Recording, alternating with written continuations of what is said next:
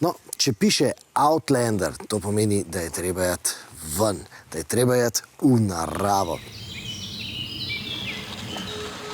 Ampak seveda, avtomobil pa narava ni nujno, da vedno pašeta skupaj. Seveda, eno je nujno, da imamo tisti pravi čut za naravo, da jo bomo ohranjali tako, kot treba.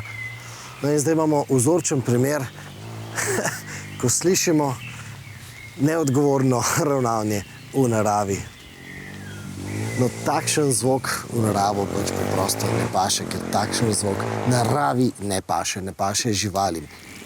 No, tukaj pa imamo avtomobil, ki lahko namesto takšnega zvoka se po naravi premika čisto potiho na elektriko. Oziroma, no, skoraj čisto potiho. V primeru priključno hibridnega Outlanderja, torej ta čisto potiho pomeni, da poleg koles in podvozja slišimo tudi umetno ustvarjeno brnenje, cviljenje, tuljenje ali kar je še takšnih izrazov, ki označujejo to električno oglašanje. No, seveda pa se avtomobil oglaša, ker tako narekujejo bruseljska pravila.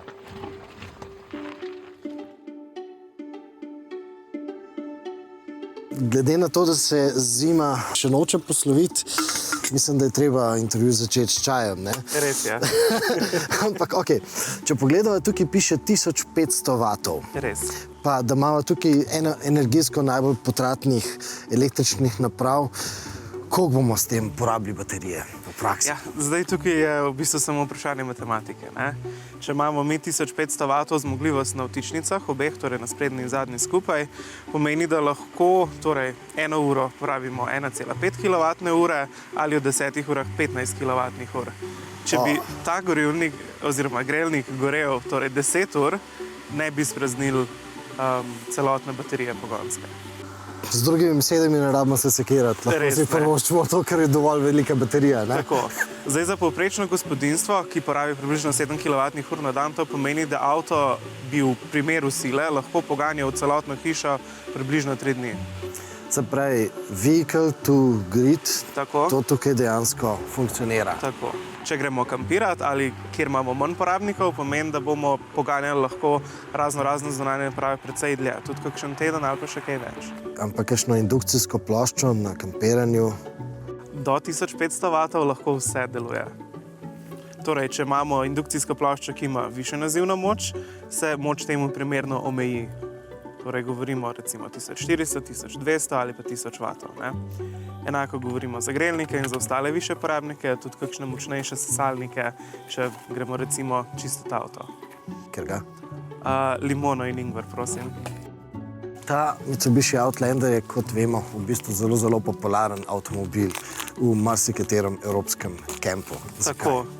Ja, zdaj prvo je to, kar sem že povedala, ne, v zmogljivosti same pogonske baterije, ki lahko poganja razne zunanje naprave, ni potreben priklop na torej kampu oziroma na prostoru, kjer se priklopimo ponavadi na zunanje elektriko, vodo in ostale zadeve, gre lahko tudi divje kampiranje, ne. Druga je pa vlečna moč, kjer za uporabo vlečne kljuke omogoča zmogljivost dovleke prikolice do 1600 kg ali pa vertikalno obremenitev kljuke za razna kolesa, za nosilce, za prtljago in podobne zadeve do 100 kg. Do 100 kg, okej. Tako. To je v bistvu nekaj klasika, ne? Z električnimi kolesi to dejansko dosežemo tudi. Tako. 3 ali pa 4 električne kolesa brez problema avto prenese. Ne bi pa mogli med samo vožnjo ta električna kolesa tudi polniti.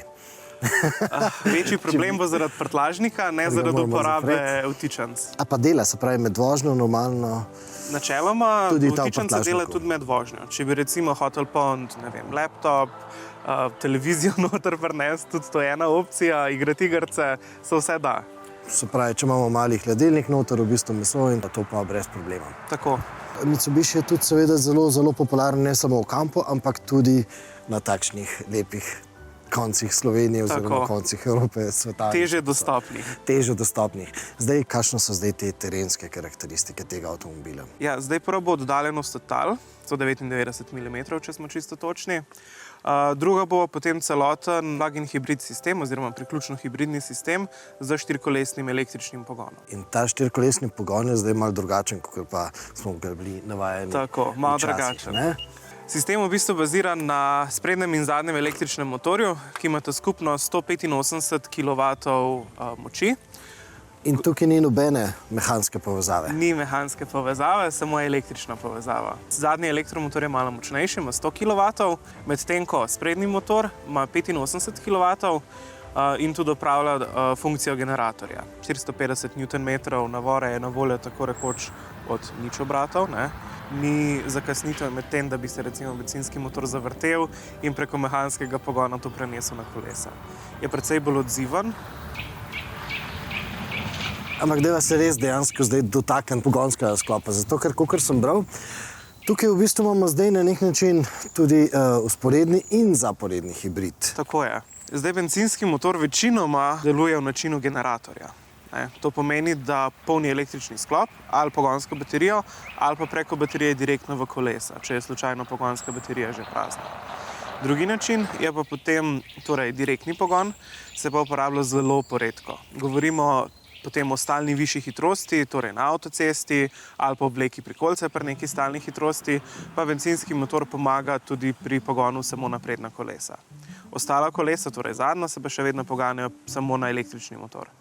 Dobro, ampak ko zmanjka električne energije v baterijah, potem takem... Ohranja v bistvu klasičen hibridni pogon. Ne? Klasičen hibridni, zato da v bistvu ima vedno tudi zadnji pogon vedno nekaj energije. Ne? Tako.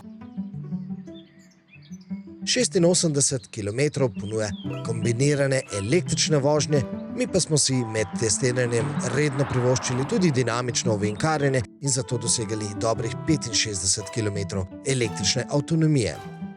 Ponujate tudi hitro polnjenje. Tako. Oba priklopa za elektriko sta na isti strani, eden zraven drugega.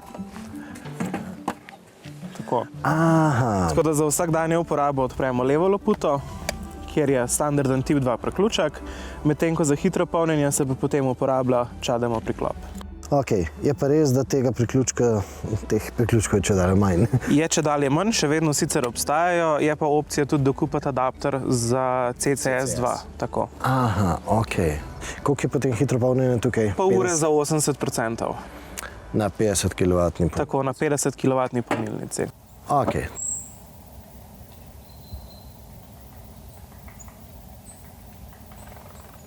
Seveda ne gre za to, da bomo ptičkom tukaj sredi narave odvzeli glavno vlogo, ampak je pa zelo koristno, če imamo v takšnem avtomobilu zelo dober zvočni sistem. No in v tem primeru lahko poročamo, da imamo tukaj visoko kakovosten Yamahin zvočni sistem, ki zna dekodirati recimo Dolby Atmos signal.